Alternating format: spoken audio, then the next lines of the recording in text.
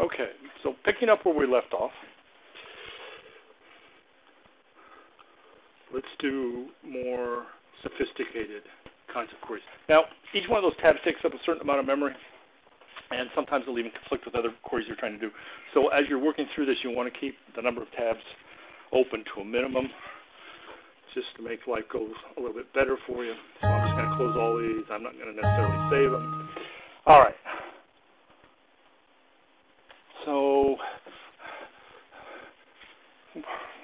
other Boolean operators we want to work with. I'm going to start with household table again. I didn't mean to do that. Let's try a query. Design. Household table. Okay. So again, I want to create that list of households in New York that we can call because I want to sell them something that's related to a pet that they might own. Okay. So I'm looking for households in New York that we can call that have a pet. And maybe I want some sort of income criteria on it. Maybe I'm looking for high-income people, low-income people, something like that. But I got a lot of different criteria I want to apply now. Before, all those I did before, I was very careful, and I just ran each query with just one criteria. Okay. So, again,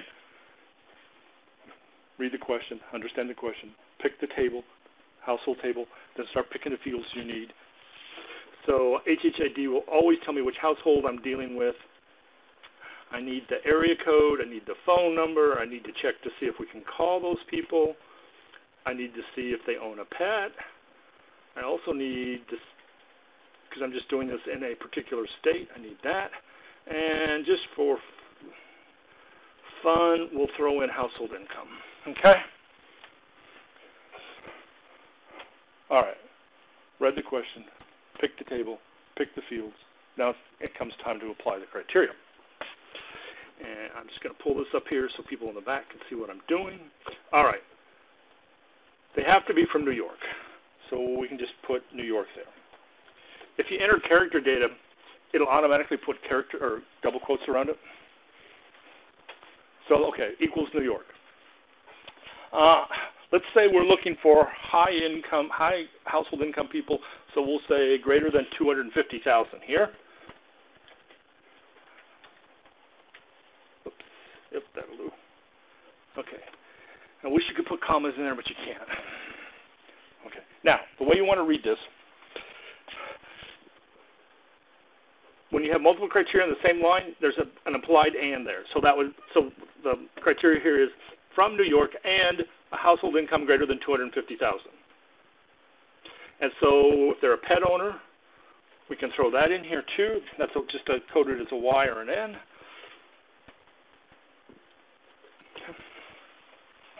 So, and now we have two ands. Do they own a pet?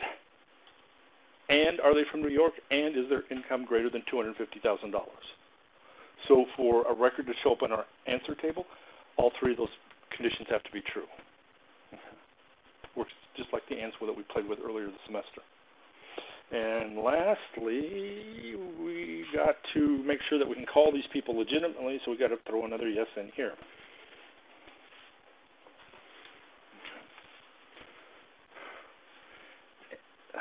So we've got can call and a pet owner and in New York and have income above 250,000. So you can have as many as you want. So we can have some really tightly focused tables, answer tables. Now, let's say we want to expand this to New Jersey in addition. So we want people from New York or New Jersey. Okay. Would make sense to talk about people who live in New York and New Jersey. All right. It's either New York or New Jersey. So if you notice, down here, at the bottom, there's another line that says or. So if I put criteria on the second line, then there's an applied or there. So if I were to come over here to this and put NJ for New Jersey in there, it looks like that. All right. Now, to read that, so the criteria or the Boolean expression that we're stating here is can call and a pet owner and from New York and an income above $250,000 or from New Jersey. So we got to be a little bit careful here because this is going to get us just those highly specific people from New York or anybody from New Jersey. All right. It just says or New Jersey. There's no other criteria. So to get that same tightly focused group of people from New Jersey, we have to repeat all this criteria a second time down here. So we'd have to have another Y here. And I should put that there. And we need another Y here. And we need another greater than 250,000 over there. All right. So it's now the Boolean expression is they meet all the conditions for New York or they meet all the conditions for New Jersey. So, you know, it's a big, long thing, but Access can handle it, and we can do that sort of stuff. So that's how ands and ors work. Okay? And if I wanted to add a third state, Pennsylvania, I would have to put it down there and do everything again. Okay? Or if, you know, we could, maybe people in Pennsylvania don't have maybe we want to change the income level for each one of the states. We could do that here. And so we could have like 250,000 for New York and, I don't know, 275 for New Jersey or whatever. We can adjust each one of those. So we can have different criteria for each state. Okay, just remember that everything on the same line, there's implied ands between them. And if it's on a different line, there's an or between that first set of conditions and the second set of conditions. Okay? All right. Would you stop with this? Okay. Now then, let me just run this. And there's my list, sort of. Now, if I was supposed to turn this over to my salespeople and, you know, and have them call, you know, start doing cold calls or whatever to do this sort of stuff, this list has some useless rows in it, useless records, like this one. What are they going to do with that, right? There's no phone number there. So we need to fix that, and we can do that with another Boolean expression. So let me go back into this. Well, let me show this again just for a second. Okay. That data item there, or that data value that I'm pointing to right there, it's said to be null, N-U-L-L. It's not blank, it's not missing, it's not empty, it's null, N-U-L-L. All those terms have specific meanings in database. We're not going to get into it. Just when you see that, just think that's a null piece of information. Okay? So what we want then, so we can do this. If I did this over here, I could say is null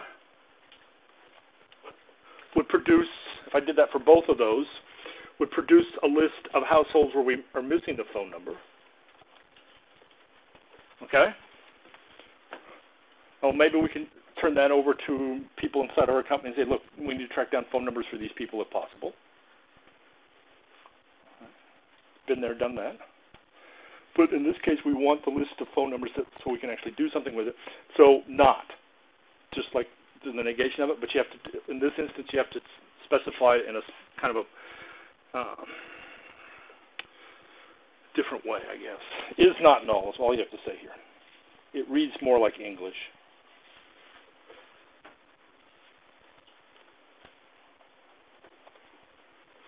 And now we have a nice clean list of people. Okay? Or households, actually. These aren't people, these are households with a landline. All right, now, from this list, this field here, can call, pet owner, that's, if somebody's looking at this list, they don't need to know that. Those are always going to be Y. That entire column is Y, right? Because that's what it is. So we don't necessarily need to see them in the answer table. So if we wanted to clean this up a little bit more, this little checkbox down here, if you uncheck it, it's what it says is, look, I don't need to see this field in the output table, but I need to use it for criteria purposes. So I want to use this to select which records I want, but it doesn't have to show up in there because it's always, that whole column is going to be Y's. And then now we've got an even better list. Okay? And, again, for beginners, I like to suggest that you do it kind of the steps I did. Just make a simple query and then add to it as you go along instead of trying to write the whole thing at once, because until you get a little bit of practice with it, there's so many details going on and all that sort of stuff. But if you just sort of keep building and adding to it, eventually you'll get to where you want. All right. Couple of more. Let me start a new query. Where do I want to do this one? Let's go back to that query for a second.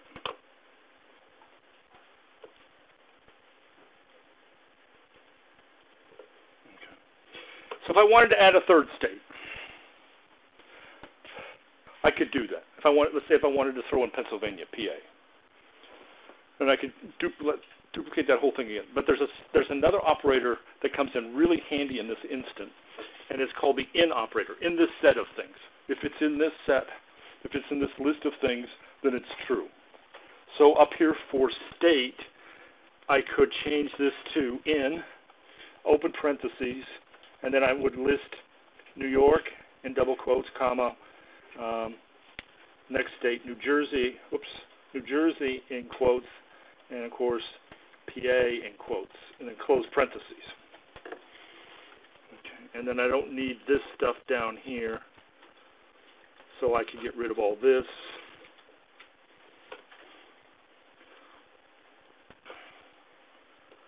And I can do this, and I can do this, like that, okay? So as long as I was applying the same criteria for each of the states, I could do this. And if this was like a national database instead of just a regional one, we had 50 states, and I wanted the 9 from the Northeast, or 12, or something like that, this is the way to go. All right. So it's a thing. Again, all you have to do here is, if it's in this list of things, then we want to keep it, and if it's not, throw it out. All right. And then lastly, between. I want something from the middle of a range, like between, I want people who are between like 20 and 30 years old, or I want people whose income is between 100,000 and 200,000, something like that, where you got something from the middle of a range, you want a chunk out of the middle of a range. The between operator will do that for you. So over here, let's just use this one, okay? We're looking for people in the middle of our income range here, so let's say between 100,000 and 300,000. And you just type it in just the way I said it. You would say between 100,000 and 200,000, or what did I say, 300,000, sorry. Like that. If you want to make this column bigger, you can. You can get the, come on. If you want to see the whole thing. Okay. So between those numbers, and it includes those two endpoints. So if somebody had exactly $100,000 in income, that would be true. Or if they have exactly 300,000, be true. But if they have 300,000 and 1 penny, then they're out. Okay. So that's a great time saver too. All right. Questions about these new Boolean operators? Okay, so your turn, and if you haven't finished practice 1, go ahead, you can work on that one, and then go right on to 2, and answer those questions.